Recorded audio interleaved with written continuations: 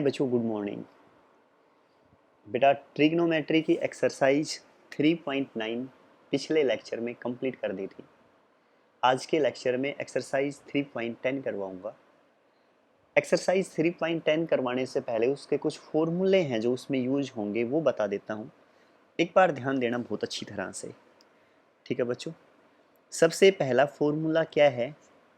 Sine x अगर zero हो तो एक्स की वैल्यू क्या रहेगी? आप सिंपली कह देंगे सर एक्स की वैल्यू जीरो रहेगी, लेकिन एक जीरो पे जीरो थोड़ी रहता है। सुनो आप ध्यान से, साइन जीरो पे भी जीरो रहता है, साइन पाई पे भी जीरो रहता है, ठीक है। उसके बाद साइन 2 पाई पे भी जीरो रहता है, उसके बाद 3 पाई पे भी जीरो रहेगा, 4 पाई पे भी जीरो रहेगा। समझ गए ना? तो x इज इक्वल टू क्या लिख दूं? n पाई। क्या लिख दूं बच्चों? n पाई।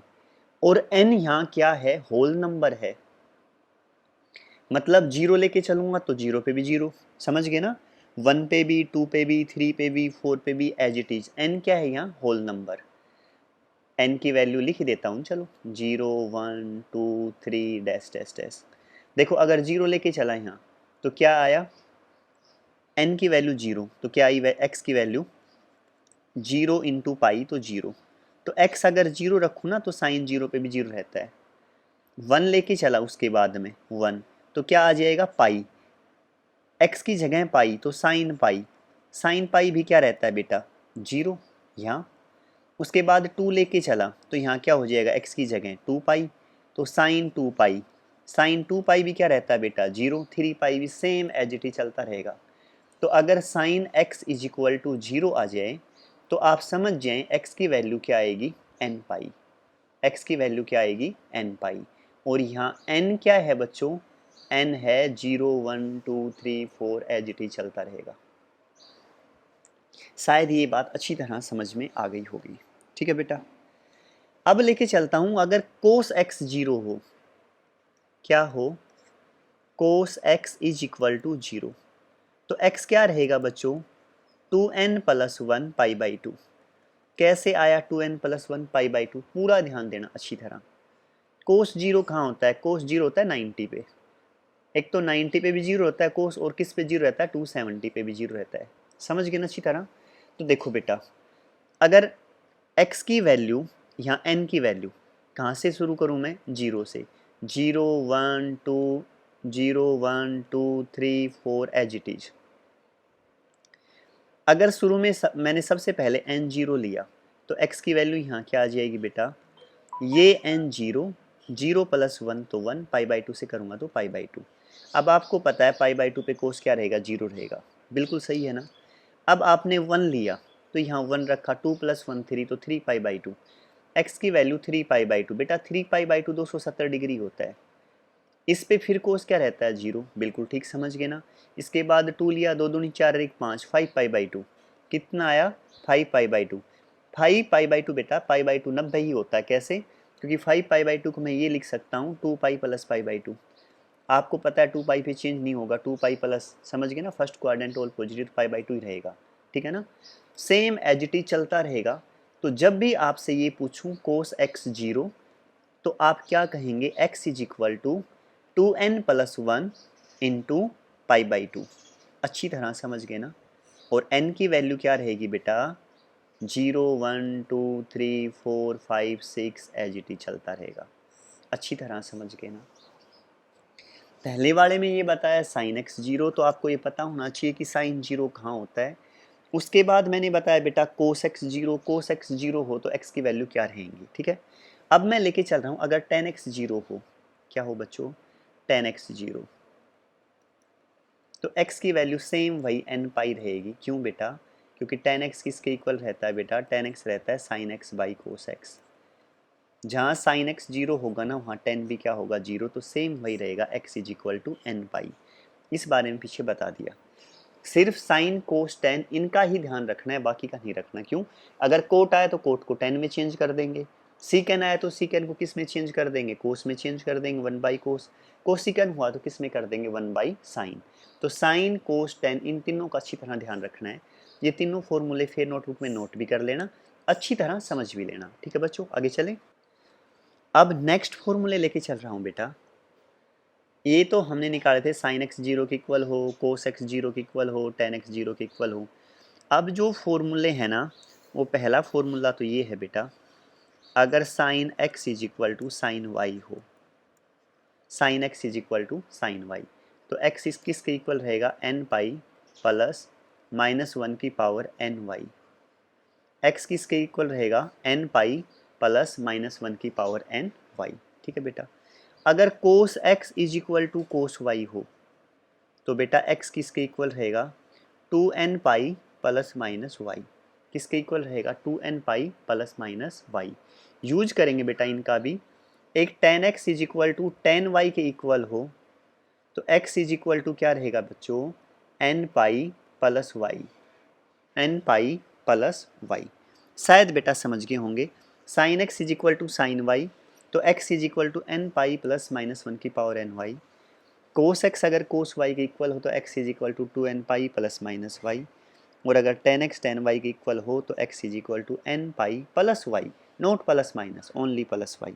ठीक है बेटा, ये फॉर्मूले आए कैसे, एक बार इसके बारे में बता देता हूँ आपको अच्छी तरह। ठीक है, पूरा ध्यान देना। सबसे पहले कहोगे sir sine x is equal to sine y इसके इक्वल कैसे आया। अगर sine x is equal to sine y है, तो सबसे पहले तो ये करें बेटा, इस साइन वाई को इस तरफ ले आएं, sine x is equal to minus sine y is equal to zero. ठीक है, अगर बच्चों sine x is equal to sine y था तो मैंने क्या कर लिया, मैं इसे इस तरफ ले आया। अब आप एक बात बता दें, sine C minus sine D का फॉर्मूला क्या होता है, वो यहाँ यूज करेंगे। अब sine C minus sine D वो रहेगा बच्चों two cos C plus D by two, इसके बाद sine C minus D by two, sine C minus sine D, two cos C plus D by two, sine C minus D by two.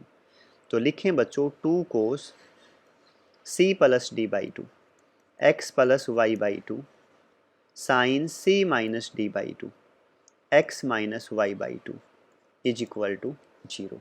ठीक है बेटा, दो terms का product zero, या तो ये जीरो के इक्वल या ये जीरो के इक्वल, टू नीचे जाके जीरो हो जाएगा, या तो cos x plus y by two zero, या बेटा sine x minus y by two is equal to zero. बेटा cos x plus y by two is equal to zero, cos x is equal to zero, तो x की value क्या रहेगी बेटा, two n plus one pi by two. अभी अभी यही तो बताया था 2 मिनट पहले, कोस एक्स जीरो के इक्वल हो तो x is equal to two n plus one pi by two. यहाँ एक्स की जगह ये पूरी टर्म है, लिख दो तो x plus y by two is equal to two n plus one pi by two. ठीक है बेटा, पहला काम हो गया ना। Sine x is equal to zero हो तो अभी अभी फॉर्मूला बताया था, ये फॉर्मूला है बेटा। Sine x is equal to अगर जीरो हो तो एक्स इज इक्वल टू क्या बताया था, एन पाई, अभी बताया था ना 2 मिनट पहले। तो यहाँ एक्स की जगह ये टर्म है x minus y by two, किसके इक्वल हो जाएगा, एन पाई, एन पाई। शायद बेटा अच्छी तरह समझ गए होंगे आप। ठीक है, अब आगे चलें, क्या करें, एक्स की वैल्यू निकाल ले दोनों से। क्या करें बेटा, एक्स की वैल्यू निकाल लें, यहाँ से भी निकाल लें और यहाँ से भी। सबसे पहले टू डिवाइड में उस तरफ जाएगा तो किस में हो जाएगा, मल्टीप्लाई में हो जाएगा। ठीक है बच्चों, x plus y is equal to, two को उस तरफ ले जाएं, two two n plus one pi by two, इस टू से इस टू को कैंसिल कर दें, तो एक्स किसके इक्वल आ गया, minus y plus two n plus one into pi. शायद बच्चों अच्छी तरह क्लियर, ठीक है ना, two n plus one pi, और ये क्या है बेटा माइनस वाई, चाहे आगे लिखे पीछे लिखे कोई फ़र्क नहीं पड़ेगा। शायद बेटा अच्छी तरह क्लियर, ठीक है ना। अब किस में पहुँच जाएँ, यहाँ इसमें पहुँच जाएँ बेटा। यहाँ से x की वैल्यू सबसे पहले टू को उस तरफ भेजो, x is equal to two n pi, भेज दिया ना, ये माइनस वाई इस तरफ बचा, उस तरफ जाएगा तो क्या हो जाएगा, प्लस वाई। ठीक है बेटा, शायद अच्छी तरह क्लियर। ठीक है बच्चों, शायद बच्चों यहाँ तक अच्छी तरह समझ में आ गया होगा। अब जो स्टेप कर रहा हूँ ना, उन्हें बहुत ध्यान से समझना बेटा। ठीक है, x इज इक्वल टू, इसे मैंने लिख दिया two n plus one pi minus y, ये है ही। ठीक है बेटा, 2n+1 का मतलब है ओड, क्या है, ओड नंबर। यहाँ कंपेयर करें, यहाँ 2n का मतलब है बेटा इवन नंबर। कैसे, एक बार बता रहा हूँ, यहाँ ध्यान दें। पहले वाले को मैंने कहा 2n+1 और दूसरे वाले को कहा 2n। n की वैल्यू कुछ भी लेके चले ये हमेशा ओड रहेगा और ये हमेशा क्या रहेगा, इवन। जैसे n की वैल्यू मैं लेके चला 1, 1 2 3 4 कुछ भी लेके चल रहे हैं, एक बार 1 लेके चला तो 2 × 1 2, 2 और 1 3, ओड आया ना। 2 लेके चला 2 दूनी 4, 4 और 1 5, 3 लेके चला 3 दूनी 6, 6 और 1 7, यानी 2n+1 का मतलब है हर हाल में टर्म ओड आएगी। बेटा 2n का मतलब है चाहे n की वैल्यू कुछ भी लेंगे हमेशा इवन आएगा। अगर मैं 1 लेके चला तो 2 × 1 2, 2 लेके चला तो बेटा 2 दूनी 4, 3 लेके चला तो 6, 4 लेके चला तो 8, मतलब 2n का मतलब इवन और 2n+1 का मतलब ओड। अगर दोनों को मैं इकट्ठा नंबर में देखूंगा तो ये बेटा सारे इवन नंबर आ रहे हैं, ये ओड और ये सारे ओड नंबर आ रहे हैं, मतलब सारे इवन भी आ गए और सारे ओड भी आ गए, तो सारे नंबर आ गए ना बेटा। सारे इवन नंबर आ जाएं, सारे ओड नंबर, तो सारे नेचुरल नंबर बन जाते हैं 1 2 3 4 5 6, समझ गए ना। अगर n की वैल्यू 0 लेके चलो यहाँ, तो यहाँ क्या आ जाएगा 0, तो यह क्या आ जाएगा 1 भी आ जाएगा, 1 3 5। अब 1 2 3 4 5 6 7 8 सारे नंबर आ गए, मेरी बात समझ गए ना अच्छी तरह। 2 4 6 ये 8 आ जाएगा बेटा, यहाँ समझ गए ना। मैं ये कहना चाह रहा हूँ कि एक में क्या है, मेरे पास सारे ओड नंबर हैं बेटा, ये बता रहा था यहाँ सारे क्या आ गए ओड नंबर और यहाँ सारे क्या आ गए इवन नंबर। तो x को मैं n पाई लिख सकता हूँ, ये बात बता दे एक बार। n क्या है, यहाँ n की वैल्यू है 0 1 2 3 4, समझ गए ना। क्योंकि अगर मैं 0 लेके चलता हूँ जैसे 1 2 3 4, तो यहाँ सारे ओड नंबर आएंगे, यहाँ सारे इवन नंबर आएंगे, वो सारे ओड और सारे इवन नंबर को इकट्ठा करके मैंने n पाई लिख दिया कि n आ जाएगा नंबर, ठीक है ना। अब इन साइन पे आ जाएं बेटा, जब ओड नंबर है ना तब साइन क्या है यहाँ नेगेटिव, और इवन पे y का साइन क्या है प्लस, समझ गए ना। यहाँ ओड पे नेगेटिव है और इवन पे क्या है पॉजिटिव, मेरी बात अच्छी तरह ध्यान दें। तो मैं इसे ये लिख दूं +(-1) क्यों लिख दिया, अब देखो अगर मैं लेके चल रहा हूं यहाँ 1, n की वैल्यू 1, अगर मैं 1 लेके चला तो ओड है ना, तो माइनस आ जाएगा, तो ये वाला आ गया बेटा, ओड में यही तो कहा था। 2 लेके चलूंगा तो (-1) तो क्या आ जाएगा प्लस, तो प्लस वाला ये आ जाएगा। इन दोनों से मैंने जो इक्वेशन निकाली है वो ये आ जाएगी x = n π + (-1) शायद बेटा अच्छी तरह समझ में आ गया होगा। ये फॉर्मूला प्रूफ कर दिया हमने sin x = sin y, same as it is cos x = cos y।